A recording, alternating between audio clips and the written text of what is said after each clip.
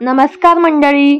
एखाद्या सिनेमात हिरो किंवा हिरोईन जेवढी छाप पाडून जातात तेवढीच छाप जर एखादा साईड ॲक्टर पाडत असेल तर तो सिनेमा एका वेगळ्याच उंचीवर जाऊन पोहोचतो.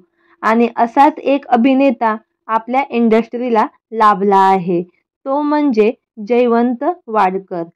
जयवंत वाडकर यांनी अनेक हिंदी, मराठी सिनेमा, नाटक यामध्ये आपला ठसा उमटवला आहे. जयवंत वाडकर हे फारच दिलखुलास व्यक्तिमत्व आहे.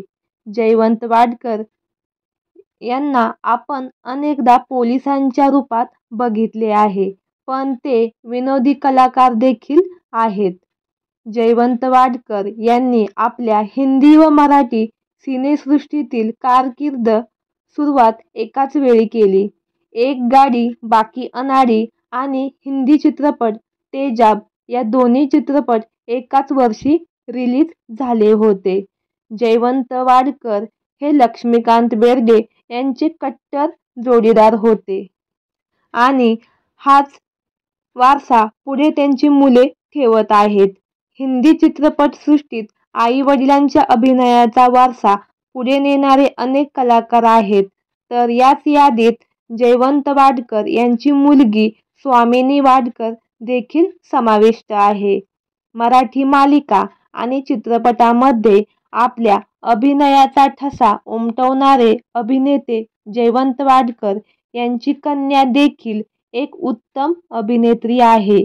आकाश ठोसरच्या FU चित्रपटातून तिने सिनेसृष्टीत पदार्पण केले. स्वामिनी अभिनयाबरोबरच बेली डान्सर सुद्धा आहे. स्वामिनी आणि लक्ष्मीकांत बेर्डे यांची मुलगी स्वानंदी यांच्यात खूप चांगली मैत्री आहे. जयवंत वाडकर आणि लक्ष्मीकांत बेर्डे यांची जेवढी घट्ट मैत्री होती तेवढीच या दोघींमध्ये आहे.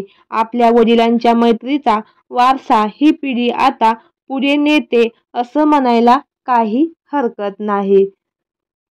तर मंडळी, तुम्हाला या बाप-लेकीची जोडी कशी वाटली नक्की कमेंट करून सांगा.